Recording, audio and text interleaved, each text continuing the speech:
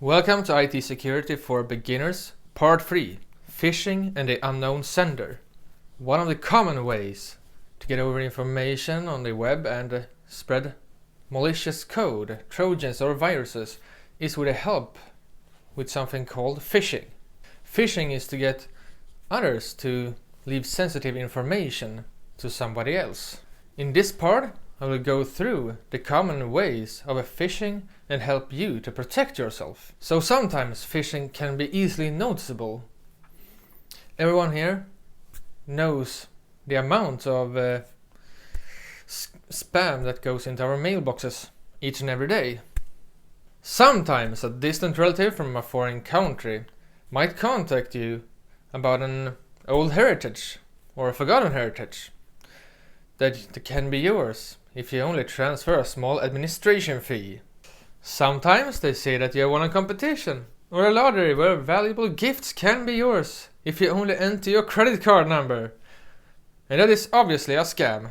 Most of us have learned to see through those easy bluffs and quickly send those spam into the spam box.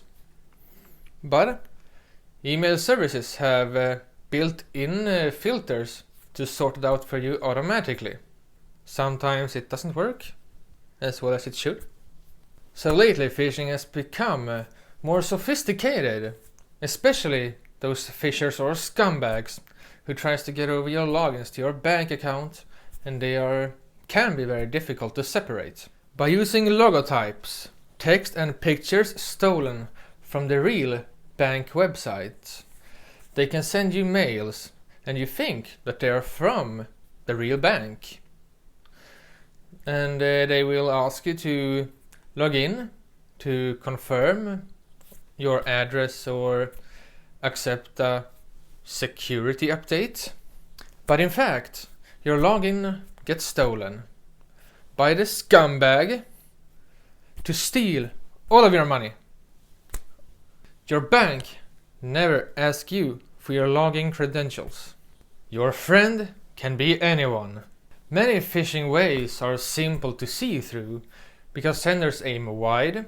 They send their scam mails to millions of people, often in different languages and in different countries. That strategy gives them very small space to adjust the mail only for you. They are forced to formulate widely and unpersonal, which makes it easier for mail services to filter and identify those scam mails and send them directly into the trash or your spam inbox. Of course, it's a weakness that clever attackers has learned to use. It might be the best way for scumbags to make it more effective is if they limit their receivers to just one country so they can put in some work on their language skills. By only choosing customers to a certain company or certain living areas, they can increase their credibility more by adding familiar details and references into their mails. So now, this is my checklist for things you should look out for if you're receiving lots of spams and in case you're opening them. Number 1. Check for spelling errors.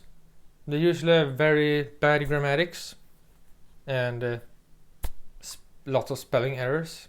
And number 2, what is the sender's email address? If it is real, you should know it. And number 3, confirm the links. See if they show the full address or not. If it doesn't, don't click it. Easy as that.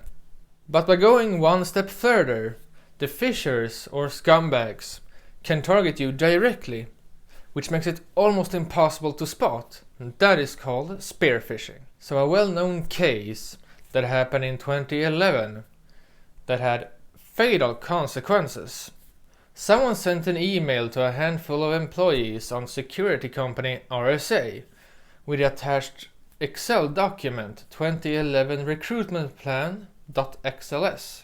The attacker chose the receivers wisely by limiting to only those who would be affected by a recruitment plan.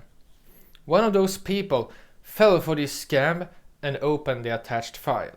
Embedded in the Excel document was a piece of malicious code that quickly took over the employee's computer and searched its way through the company network.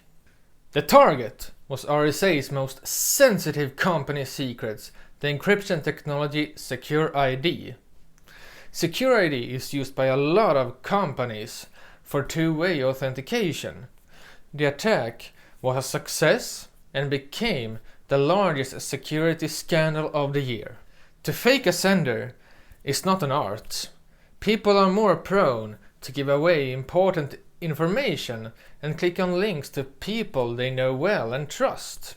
But how do you know that the one you're mailing with or talking to on Facebook or through Messenger really is your friend or relative? With a stolen Facebook account, it is a kid's game to get sensitive information like passwords and accounts. So one simple way to expose a fisher or a scumbag in this case is to ask a security question that only you and your friend knows. Maybe something that happened in your childhood that no one else knows of.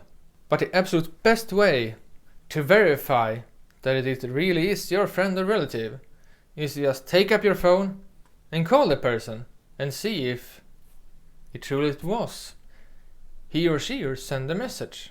So thank you for watching. I hope this has been useful for you. And remember, don't click any suspicious links.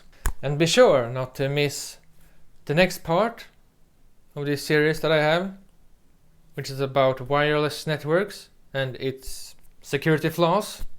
Please feel free to click that like button, leave a comment down below. Don't forget to subscribe to my channel, and I'll see you guys next time.